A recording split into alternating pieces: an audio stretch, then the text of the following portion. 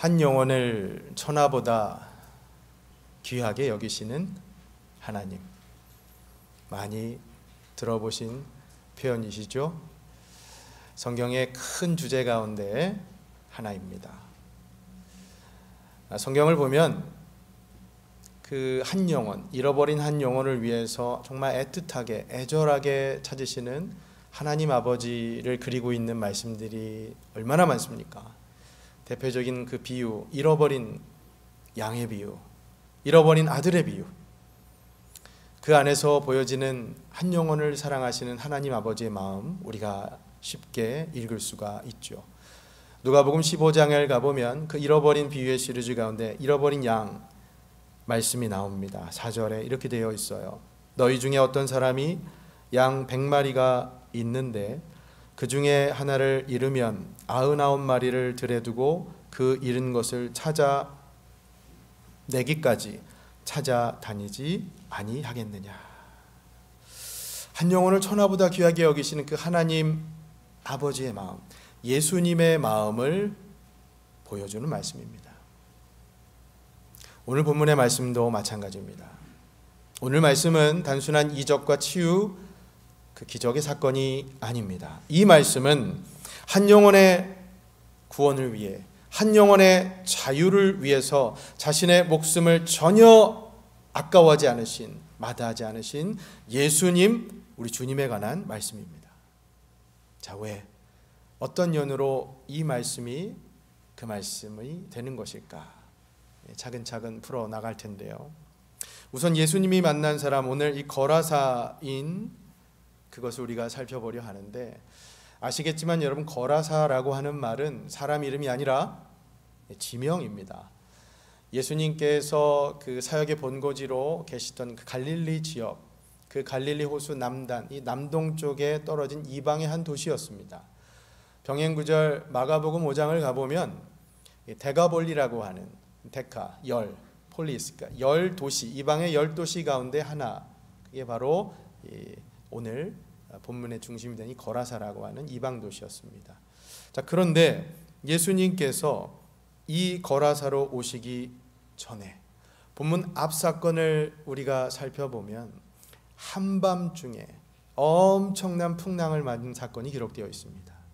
여러분, 성경이 언제나 그렇지만 그 본문의 사건만 따로 떼내어서 독립적으로 보아도 은혜가 되지만 앞, 뒤 성경을 문맥상 읽을 때 거기서 발견하는 영적인 교훈이 있죠. 오늘 본문도 마찬가지입니다. 본문의 앞 사건과 연결해서 보면 예수님께서는 이 거라사 땅으로 오시기 위해서 한밤중에 풍랑을 맞고 오시는데 그 풍랑이 정말 엄청난 풍랑이었어요. 요즘 한국에서도 지금 태풍 때문에 초비상이 되었다는 뉴스를 보았는데 그 정도로 엄청난 규모의 풍랑이었습니다. 이 성경의 표현에 의하면 광풍이라고 표현이 되어 있죠. 한번 확인해 볼까요? 오늘 본문의 앞에 누가복음 8장 22절, 23절을 보십시오. 하루는 제자들과 함께 배에 오르사 그들에게 이르시되 호수 저편으로 건너가자 하시매 이에 떠나 23절 같이요. 행선할 때 예수께서 잠이 드셨더니 마침 광풍이 호수로 내리침에 배의 물이 가득하게 되어 위태한지라. 아멘. 보십시오. 얼마나 큰 풍랑이었습니까? 광풍이라고 표현되어 있습니다.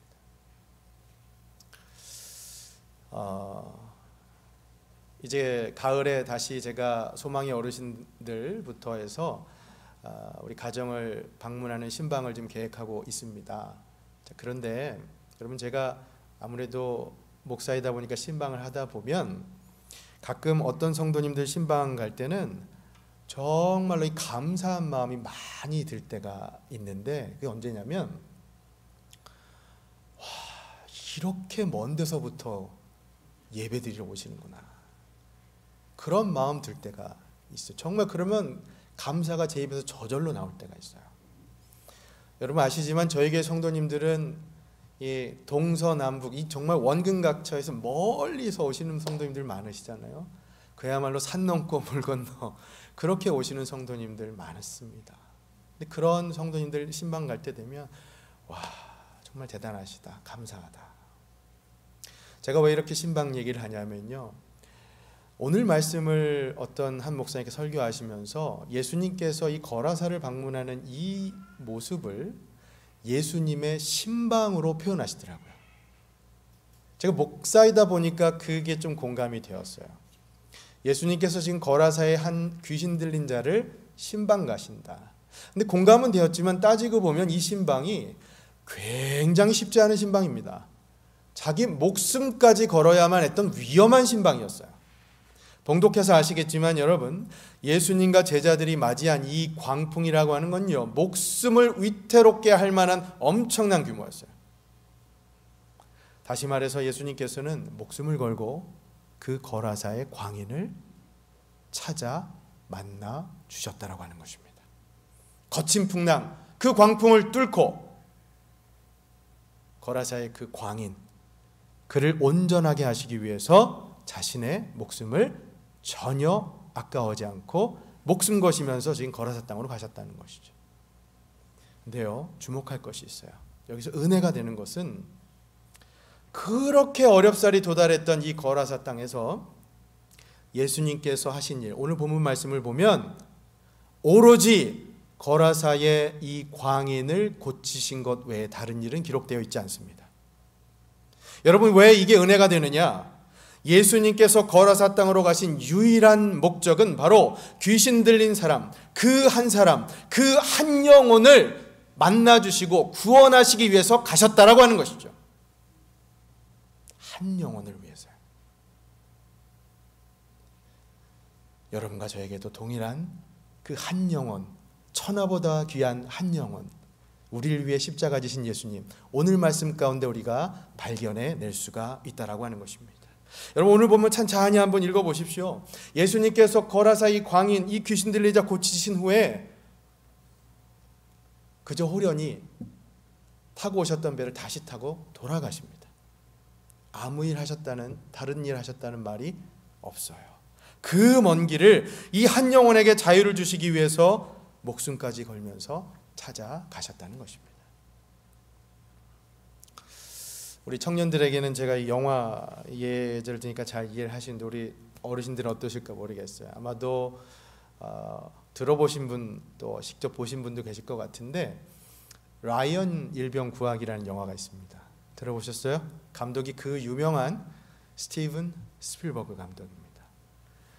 1998년에 5개 부분에서 아카데미상을 휩쓴 유명한 영화인데 많은 설교자들이 이 영화의 스토리를 이용해서 예수님께서 우리에게 하신 사역을 설명하는데 종종 사용합니다. 그 스토리를 아시면 쉽게 이해가 되실 거예요. 어떤 얘기냐면 1944년 세계 2차 세계 대전 중에 미국 중서부 아이오와 스테이트 라이언 농가라고 있는데 이 라이언 집안에 아들이 넷이 있는데 다 군대를 갔는데 3명이 모두 전사합니다. 아들 셋이. 한 가정에 3번씩이나 그 아들의 전사 소식을 그 유고를 전하면서 그래서 미군 사령부가 더 이상은 안 되겠다. 그 가정의 막내 아들 이 제임스만은 살려야 한다는 지령을 내려요. 그러면서 이제 캡틴 밀러라고 하는 이 밀러 대위에게 1등병 라이언을 구하라고 한 특명, 그 위임 임무를 주십니다. 그리고는 라이언 일병이 노르망디 그 상륙 작전에 들어갔다라고 하는 정보를 입수하고 부대원을 이끌고 그쪽으로 가서 이제 구출하려고 하는 거예요. 근데 영화를 보면 이 밀러 대위가 그 라이언 일병을 구하기 위해서 정말 용맹스럽게 나옵니다. 목숨을 아까워하지 않아요. 그렇지만 결국에는 죽고 말아요. 부상 때문에. 그러면서 영화의 이 마지막 대단원의 막을 어떻게 내리냐면 가까스로 구출된 그 라이언, 그 주인공이 이제 늙은 할아버지가 돼서 자신의 가족들을 다 데리고 묘지 앞에서 서는데 그 묘지는 자신을 구하기 위해 목숨을 걸었던 그리고 실제로 죽었던 그 군사들 그 묘지 앞에서 자신이 실제로 이들의 목숨 때문에 살아왔는데 내 인생이 얼마나 보람된 삶이었나 회심하면서 그 마지막 장면이 끝이 납니다. 어떻습니까, 여러분? 이 영화의 스토리가 예수님의 일생, 오늘 본문의 이 스토리, 거라사의 귀신 들린 자 구출 사건과 연결이 되십니까? 영화 속에서 이 밀러데이는 수없이 자신이 되묻습니다. 자신의 그 소대원들이, 부하들이 목숨을 걸면서 바치면서까지 이 라이언이라고 하는 이 한 사람을 구하는 것이 의미 있는 일인가? 여러분, 이 땅의 그 한 영혼을 위해서 예수님께서 십자가에서 피 흘린 것이 의미 있는 일일까요? 여러분과 저를 위해서 예수님께서 십자가에서 보혈 흘려주신 것이 의미 있는 일일까요? 아멘! 주저하지 마십시오, 여러분. 답을. 우리가 그런 존재입니다. 우리 하나님 아버지 앞에 우리는 자신의 사랑하는 독생자 아낌없이 드리실 정도로 우리는 하나님 앞에 그런 가치가 있는 존재인 줄로 믿으시기를 바랍니다. 네. 사랑하는 여러분, 오늘 이 본문에서 그 한 영혼을 위해 거친 그 폭풍 속을 뚫고 헤치고 거라사 땅으로 건너오신 예수님, 그 한 영혼을 위해, 아니 여러분과 저 한 영혼을 위해 십자가에서 자기 목숨을 버리신, 죽기까지 아까워하지 않으신 바로 그 예수님, 오늘 이 말씀 우리에게 그 예수님을 보여주고 있습니다. 복음의 진리를 리마인드 해주고 있는 말씀이라는 것이죠. 사랑하는 여러분, 기억하십시오. 우리가 믿는 예수님은 한 영혼을 천하보다 귀하게 여기시는 하나님이십니다. 한 영혼을 위해 거친 폭풍 속을 뚫고 목숨까지 거시는, 아니 여러분과 저 한 영혼을 위해서 험악한 골고다 언덕에서 보혈을 흘려주시기를 주저하지 않으셨던 분이십니다. 이것을 믿고 나아가는 우리 모두가 될 수 있기를 예수님의 이름으로 간절히 축원합니다. 이 진리의 말씀을 다시 한번 붙들고요, 이제 오늘 본문으로 들어가면 그 예수님께서 거라사 땅으로 갔을 때 그 귀신 들린 자를 만나신 것, 그 사건, 근데 오늘 말씀을 자세히 보면 예수님을 만난 여러 다양한 캐릭터들이 이 안에 나와요. 그래서 한 주석서를 보면 그 예수님을 만난 다양한 캐릭터들이 그 보인 반응이 한편에 이 콜라주를 만든다, 작품을 만든다, 이렇게 해석을 하더라고요. 여러분, 콜라주라는 게 아시겠지만 이 미술 작품 가운데 여러 가지의 그 형태의 예를 들면 헝겊이든 종이든 뭐 그런 것들, 비닐 같은 거를 덕지덕지 이렇게 붙여서 만든 하나의 작품입니다. 그게 콜라주예요. 일종의 이제 패치워크. 근데 오늘 말씀 가운데에도 예수님을 만났을 때 이들이 보인 반응이 이렇게 다양하다는 거예요. 근데 이 다양함이 하나의 놀라운 그림을 형성한다는 것이죠. 자, 그러면 얼마나 다양한 반응이었을까 하나씩 살펴볼 텐데요. 우선 첫 번째, 귀신 들린 자, 이 첫 번째 콜라주의 패치, 그 반응부터 한번 보겠습니다. 26절, 27절을 다시 한번 보십시오. 그들이 갈릴리 맞은편 거라사인의 땅에 이르러 27절, 예수께서 육지에 내리심에 그 도시 사람으로서 귀신 들린 자 하나가 예수를 만나니 같이요, 그 사람은 오래 옷을 입지 아니하며 집에 거하지도 아니하고 무덤 사이에 거하는 자라. 마치 기다리고 있었다는 듯이 예수님께서 배에서 내리시자마자 이 귀신 들린 자가 예수님을 맞이하죠. 근데 여러분, 이 모습이 정말 좀 해괴합니다. 제가 이 모습을 상상해 보니까 흉측했을 것 같아요. 이 귀신 들린 자, 옷도 입지 않고 머리는 아마 다 풀어헤치고 산발이었겠죠. 수염도 막 길렀을 것이고, 이 손톱 발톱은 흔한 표현으로 독수리 발톱 같았을 것이고, 그렇죠. 근데 29절을 보면 이 귀신 들린 자가 또 어떤 모습이냐면 다른 사람한테 해를 입힐까 봐 평상시에는 쇠사슬과 고랑으로 묶여 있습니다. 혼자만 살아야 되는, 무덤에서만 살아야 하는 이 고독한 인생, 그러나 또 매여 있는 인생, 우리 인생이 예수 만나기 전 이 영적으로 암울하고 고독하고 매여 있는 구속의 인생을 살아야만 한다는 것을 이 귀신 들린 자의 모습을 통해서 우리에게 보여주고 있는 것이죠. 이 고독, 구속. 여러분, 제가 최근에 들은 소식인데요, 한국에서는 요즘 노인 고독사보다 청년 고독사 비율이 더 높다고 합니다. 우리 어르신들 참 많으신데 연세가 많으신 분들, 노인분들이 되면 이 고독해서 고독사, 죽음으로 가는 그런 참 안타까운 일이 있거든요. 그런데 더 안타까운 것이 청년들이 고독사 되는 비율이 더 많다는 거예요. 제가 그 소식을 듣고 얼마나 충격을 받았는지 몰라요. 너무나 안타깝죠. 이 시대에 다른 누구보다 고독을 경험하는 세대가 젊은 층이라는 겁니다, 여러분. 놀랍죠? 그러다 보니까 그들에게 더 필요한 것이 무엇이냐? 예수님을 만나야 한다는 것이죠. 예. 본문 속에 이 귀신 들린 자, 이 고독 속에 살아갔던 이 모습, 이 자처럼 예수님을 만나 복음의 이 정수, 복음이 주시는 자유함을 누려야 하는 세대가 바로 우리 젊은 층. 더 나아가 우리 예수 믿는 모든 사람에게 동일하게 이 복음이 주시는 자유함이 필요한 시대라고 하는 것입니다. 자, 여러분, 이 귀신 들린 자의 모습을 보면 사실 재미있는 표현으로 삼진아웃이에요. 왜냐하면 유대인의 입장에서 보면 정말 우리 그 표현으로 가까이 하긴 너무 먼 당신 같은, 유대인의 문화와 율법으로 보면은 세 가지가 다 걸려요. 첫 번째는 뭐냐면 이 사람이 일단 이방인이에요. 가까이 갈 수 없어요. 두 번째, 귀신 들렸어요. 가까이 가면 부정 타는 거예요. 세 번째는 무덤가에 살아요. 예, 무덤, 죽음을 터치하면 동일하게 부정스럽게 되죠. 그러니까 유대인의 입장에서는 감히 가까이 갈 수 없는 존재가 바로 이 귀신 들린 자, 예수 만나기 전 그 영적인 상태라는 것이죠.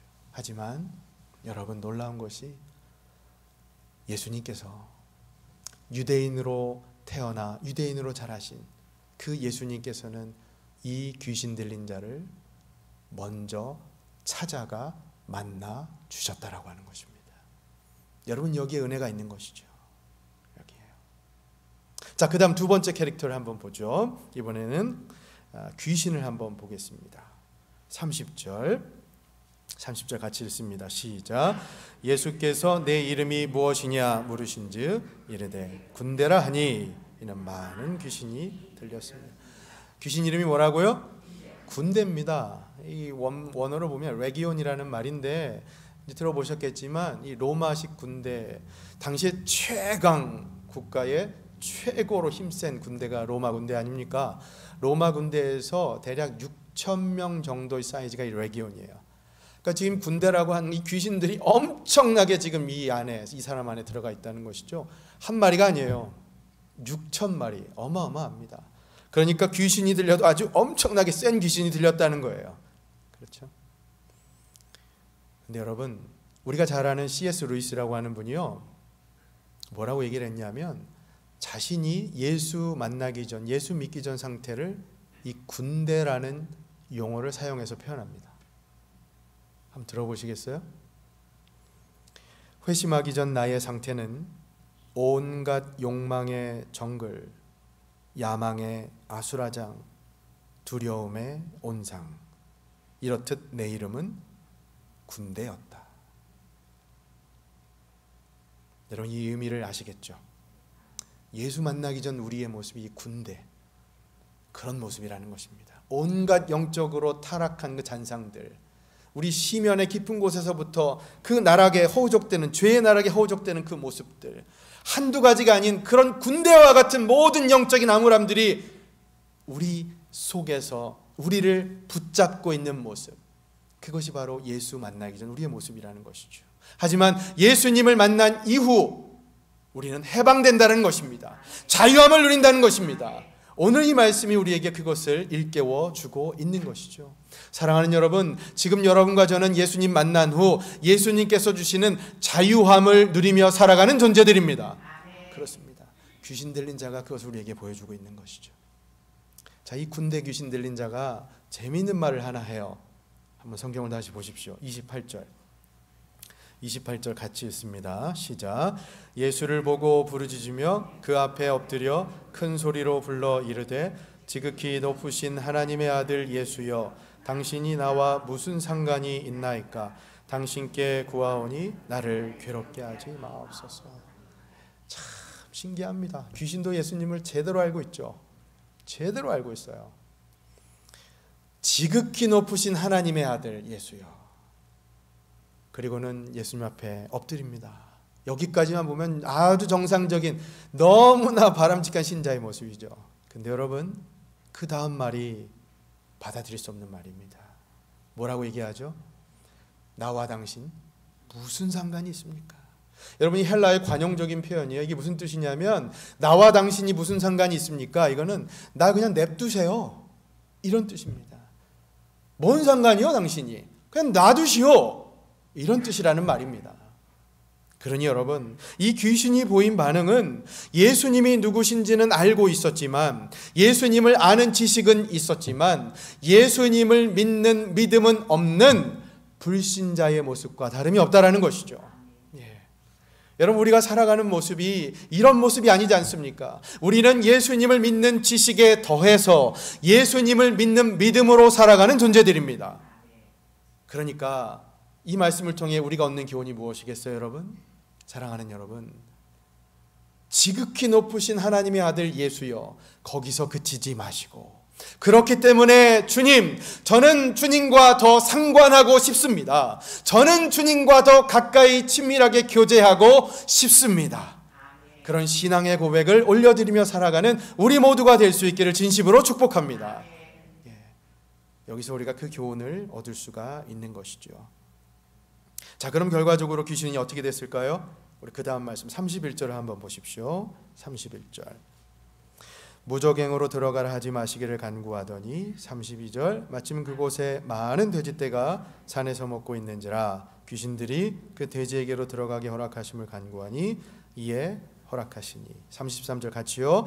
귀신들이 그 사람에게서 나와 돼지에게로 들어가니 그때가 비탈로 내리다라 호수에 들어가 몰사하거늘. 아멘. 아마 이제 동물 애호가들이 이 장면을 보았으면 데모라도 했을 것 같아요. 그죠? 어떻게 이 불쌍한 돼지들을 몰살시키냐고. 네, 여러분 잘 보십시오. 오늘 말씀, 예수님께서 귀신에게 그 돼지떼에 들어가라고 명령하지 않으셨습니다. 오히려 귀신들이 자신들이 그 돼지떼에 들어가겠다고 요청을 하죠. 여러분, 귀신들은 예수님의 정체를 알고 두려워한 나머지 살려달라고 해요. 귀신도 살려달라고 해요. 무적행으로 보내지 말라달라고. 여러분, 무적행이 뭐냐 하면 계시록에 여러 차례 언급이 되는데 이게 일종의 감옥 같은 거예요. 사탄의 세력들을 가두어두는 감옥입니다. 지옥이에요. 그러니까 귀신은 살려달라고 돼지떼에 들어가겠다고 얘기를 해요. 이제 병행구절 마가복음 5장을 가보면 이때 돼지의 수가 무려 2,000마리가 됩니다. 2,000마리.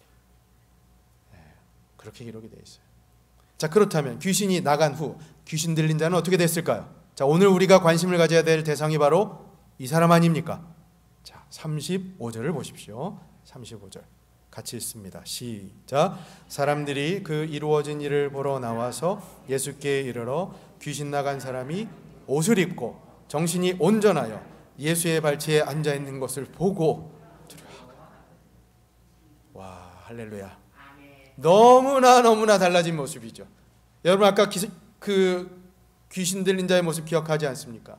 옷도 입지 않고 집이 아니라 무덤가에 거하는. 근데 여기 모습 보십시오. 옷을 제대로 앉아 있고 예수님 앞에 딱 가만히 앉아 있습니다.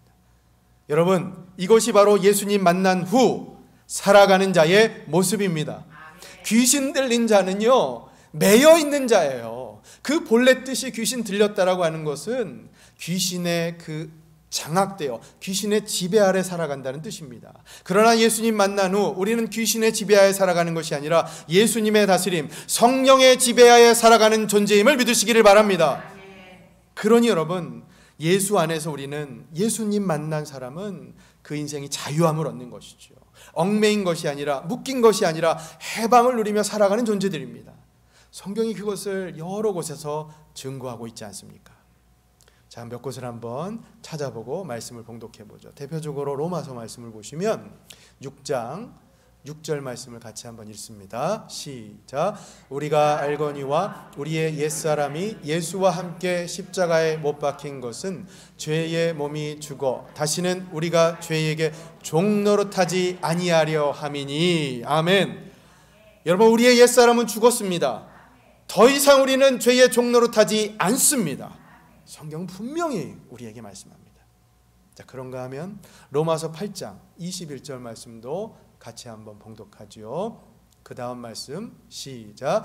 그 바라는 것은 피조물도 썩어짐의 종노릇한 데서 해방되어 하나님의 자녀들의 영광의 자유에 이르는 것이니라. 아멘. 여러분, 하나님의 자녀된 여러분과 저는 이제 더 이상 썩어짐의 종노릇하지 않고 하나님의 자녀로서 영광의 자유를 누리며 살아가는 존재들입니다. 아멘. 우리가 그런 존재예요. 그러니 여러분, 예수님 만나기 전 이 귀신 들린 자, 예수님 만나기 전 우리의 존재는 죄의 종노릇, 썩어짐의 종노릇한 존재들입니다. 세상의 온갖 욕망 가운데 묶여서 살아가는 존재를 상징하는 것이죠. 그러나 예수 만난 후 우리는 달라진 인생을 살아가는 것입니다. 묶여 사는 인생이 아닙니다. 여러분, 인생 가운데 혹시 어떤 사람에 대한 증오와 미움, 감정 가운데 묶여 살아가십니까? 그건 예수 만난 사람의 모습이 아닙니다. 여러분 인생 가운데 혹시 죄의 사슬에 묶여서 세상의 욕망에, 출세와 성공의 그 사슬에 묶여 살아가십니까? 그것은 예수 만난 사람의 모습이 아닙니다. 여러분, 예수님 만난 사람은 그런 것들에 묶여서 살아가는 것이 아니라 오히려 예수님께서 주시는 자유와 해방을 누리며 살아가는 존재임을 믿으시기를 바랍니다. 여러분과 제가 바로 그런 존재임을 믿으시기를 바랍니다. 아멘. 예수 만난 사람이 그런 존재예요. 자, 그런데 그 자유함을 누리는 것으로 그치지 않고 예수 만난 사람은 거기에 더해서 이제 사명까지 주십니다. 귀신이 나간 그 빈자리에 그 귀신으로 상징되는 세속적인 모든 욕망이 다 빠져나간 후에 예수님께서 주시는 기쁨과 자유함과 이제 사명으로 채워 주신다라고 하는 것이죠. 자, 38절을 보십시오. 우리 확인해 보죠. 38절과 39절을 같이 읽습니다. 시작. 귀신 나간 사람이 함께 있기를 구하였으나 예수께서 그를 보내시며 이르시되 집으로 돌아가 하나님이 내게 어떻게 큰 일을 행하셨는지를 말하라 하시니 그가 가서 예수께서 자기에게 어떻게 큰 일을 행하셨는지를 온 성내에 전파하니라. 아멘. 여러분, 귀신 들린 자는 예수님과 함께 있기를 원했어요. 당연한 거죠. 그렇죠? 우리는 예수님과 함께 있기를 원하는 건 당연한 거 아닙니까? 근데 예수님께서는 아니다, 다시 돌려보내십니다. 이유가 있으셨어요. 뭐 귀찮아서 같이 가는 게 귀찮아서 그러는 게 아니라 이유가 있으셨어요. 다른 계획이 있으셨습니다. 어떤 계획이요? 가서 전하라. 사명입니다. 여러분 생각해 보십시오. 만일 그 귀신 들린 자마저도 예수님을 따라갔다면 거라사 땅에 복음이 전파되었겠습니까? 오히려 그 귀신 들렸던 자가 예수님 만나고 변한 모습을 가서 보여준다면 이것만큼 효과적으로 예수님께서 하신 일을, 복음을 증거할 일이 또 어디 있겠어요? 여러분, 이게 바로 예수님께서 우리에게 행하시는 일입니다. 우리가 기대하고 계획하는 것 그 이상으로 예수님께서는 우리에게 바라고 계획하시는 일이 있으시다라고 하는 것이죠. 예수님께서 이 거라사 사람들을 위해 남겨두신 하나님 나라의 증인이 바로 이 거라사 광인이었다는 것입니다. 광인이 증인이 되었다라고 하는 것입니다. 사랑하는 여러분, 우리도 마찬가지예요. 예수 만나기 전 우리는 광인이었을지 모르지만 예수 만난 후 우리는 증인으로 살아가는 존재입니다. 예, 그렇습니다. 여러분들도 마찬가지예요. 여러분들을 위해서도 분명히 하나님 계획하신 뜻이 있으십니다. 그렇죠? 우리가 상상하는 것 그 이상이십니다. 그러니 여러분 그것을 믿고 살아가시면 좋겠어요. 혹시라도 여전히 나에게 주신 그런 계획, 사명이 있을까? 그렇게 갸우뚱하시는 분이 있다면 제가 오프라 윈프리라고 하는 분이 쓴 책 한 권을 소개할게요. 읽어보신 분도 계실 겁니다. 이분이 쓴 자서전 이것이 사명이다 라는 책이 있습니다. 여러분, 오프라 윈프리가 어떤 분인지 다 아시죠? 미국의 이 여왕으로 불렸다.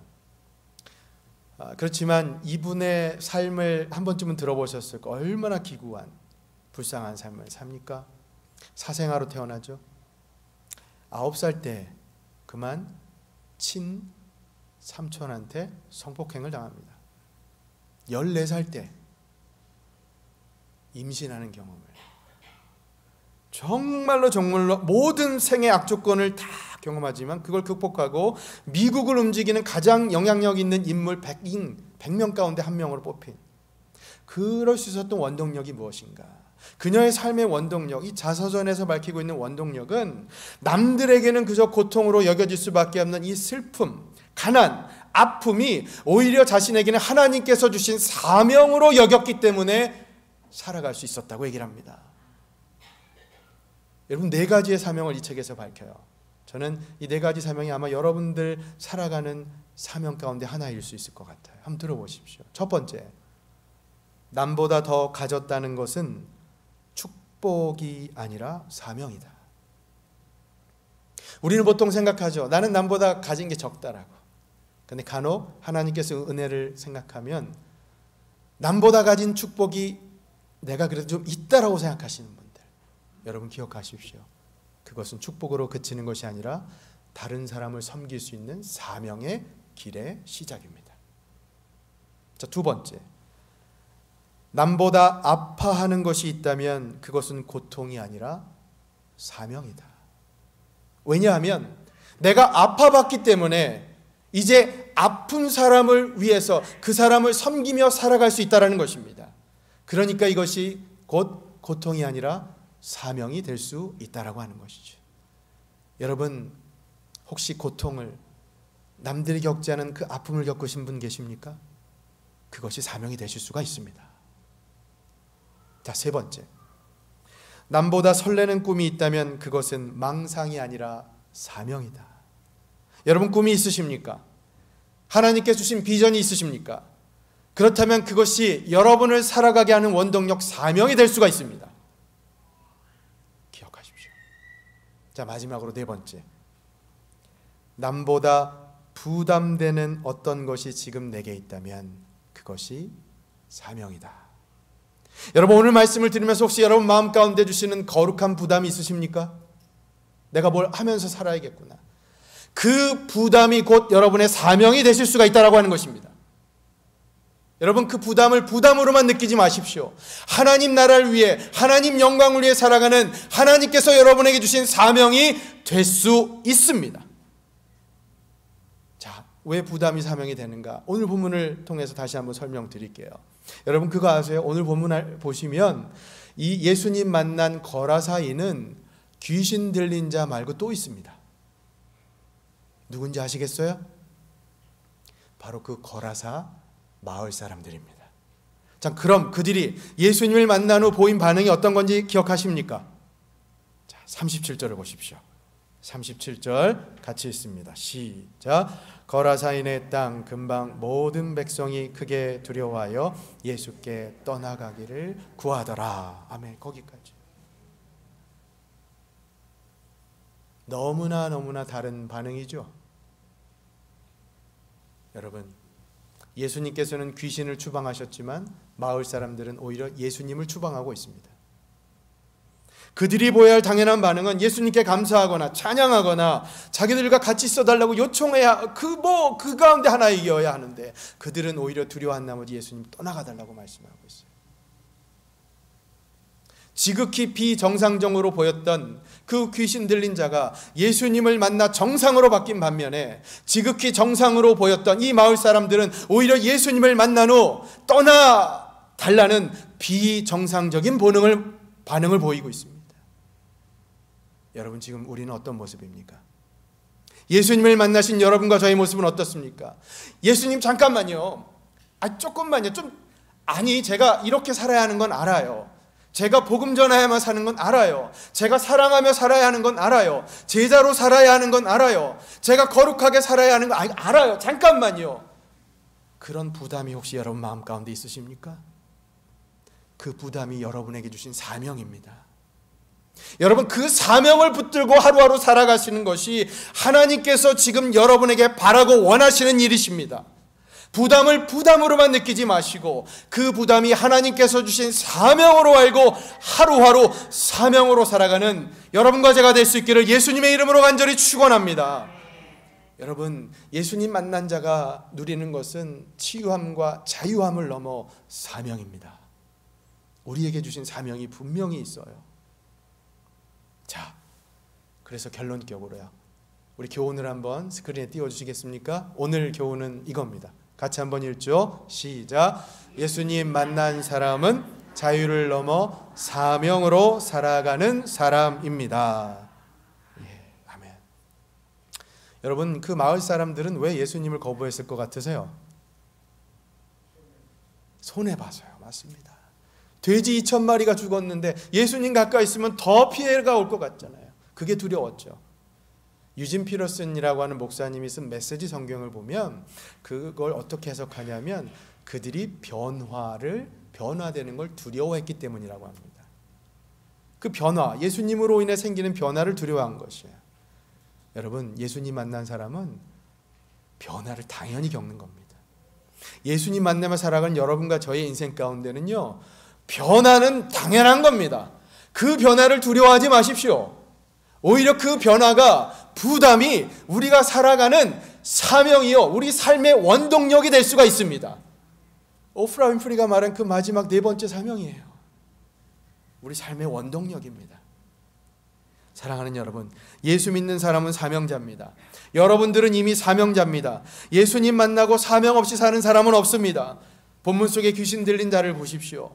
구원받고 치유받고 자유함 얻었지만 그것으로 끝나지 않고 예수님께서는 사명까지 주셨습니다.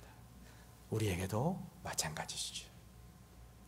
여러분, 어쩜 지금 우리에게 필요한 것은, 어쩜 지금 우리가 하나님께 구해야 할 것은 내가 살아가야 할 방편을 달라고 하는 그 간구가 아니라 내가 살아가야 할 근본적인 이유를 깨닫게 해달라는 그 간구가 아니겠까요, 여러분? 왜 사십니까, 여러분? 우리는 하나님 영광 위에 하나님께 주신 사명 때문에 살아가는 존재들 아닙니까? 여러분, 제가 여러분들한테 솔직히 고백하면요, 하나님께서 요즘 왜 이렇게 새벽잠을 안 주시는지 모르겠어요.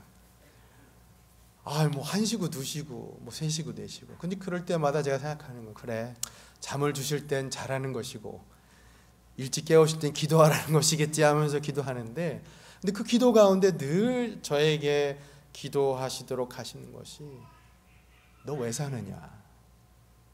이상하죠? 그 기도를 시키세요.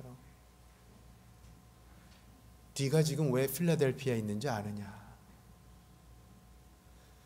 여러분, 지금 우리 각자는 어디서 왔는지 고향도 달라, 살던 곳도 달라. 그러나 이 필라델피아 한 곳에 모여 있습니다. 한국에서 오신 분도 계시고 타주에서 오신 분도 계시고 이곳에서 자라신 분도 계세요. 근데 여러분, 왜 지금 이곳 필라델피아 도성에 계십니까? 하나님께서 왜 우리를 한 곳에 모이게 하셨을까요? 우리가 살아가는 이유가 무엇입니까, 여러분? 사랑하는 여러분, 부디 살아야 할 이유를 분명히 아시고 사명으로 살아가는 여러분들 될 수 있기를 진심으로 축복합니다. 살아가야 할 이유를 분명히 아시고 그리고 살아가야 할 방편을 구하는 우리의 모습 될 수 있기를 바랍니다. 살아가야 할 방편만 구하는 것이 아니라 내가 지금 왜 살아야 하는가? 한 영혼을 천하보다 귀하게 여기신 그 하나님이신 예수님께서 주시는 자유함만 누리는 것이 아니라 우리에게 주신 사명을 알고 살아가는 우리 사랑하는 임마누엘 교회 모든 성도님들 되실 수 있기를 예수님의 이름으로 간절히 축원합니다. 아멘. 말씀을 맺을게요. 오늘 말씀 결론격의 말씀으로 우리 39절의 말씀을 같이 좀 봉독하고 우리에게 주신 예수님 만난 사람이 부여잡아야 할 사명이 무엇인가, 이 핵심 메시지의 말씀으로 같이 한번 봉독합니다. 39절 시작. 집으로 돌아가 하나님이 내게 어떻게 큰 일을 행하셨는지를 말하라 하시니 그가 가서 예수께서 자기에게 어떻게 큰 일을 행하셨는지를 온 성내에 전파하니라. 아멘. 여러분, 이게 바로 우리가 살아가야 할 모습인 줄로 믿습니다. 하나님께서 하신 일, 하나님이신 예수님께서 십자가에서 하신 일을 전하며 살아야 하는 것이 바로 우리의 모습인 줄로 믿으시기를 바랍니다. 자, 그런데 여러분, 제가 강조하고 싶은 것이 하나 있어요. 우리가 할 일, 그 내용보다도 자, 39절 가장 처음 보세요. 누구에게 지금 가서 이걸 전하라는 겁니까? 누구에게? 가장 처음 집으로 돌아가. 여러분 이 구절에 주목해 보시기를 바랍니다. 분명히 귀신 들린 자는 예수님 만나기 전 집도 없고 거처할 것도 없이 무덤에서 살았던 자였습니다. 근데 예수님 만난 후 뭐라고 말씀하십니까? 집으로 돌아가. 내가 예수님 만난 것을 전하라. 사랑하는 여러분, 우리가 감당해야 할 사명은 먼 데만 바라보고 그곳에서 시작하는 사명이 아니라 가까운 곳에서부터 시작하는 사명임을 잊지 마시기를 바랍니다. 저는 여러분 가정에서부터 다시 한번 복음이 회복되고 복음의 그 진리 위에 든든히 서갈 수 있기를 예수님의 이름으로 간절히 축원합니다. 여러분 가까운 곳에서부터요. 저는 여러분들께서 여러분 가정의 사명자로 다시 한번 부름받은 것을 기억하시고 여러분 가족부터 복음을 전하시고 복음에 주시는 그 진정한 자유함을 누리시면서 다시 한번 모든 열방 땅 끝까지 하나하나 예수님의 이름을 증거하며 살아가는 인생 될 수 있기를 간절히 축원합니다. 사랑하는 여러분, 부디 이번 한 주도 예수님 만난 사람으로서 변화를 두려워하지 마십시오. 예수님께 주시는 자유함을 누리십시오. 그 평화를 누리십시오. 그러면서 예수님 맡겨주신 사명으로 함께 나아가는 우리 모두가 될 수 있기를 예수님의 이름으로 간절히 축원합니다. 아멘. 기도하겠습니다.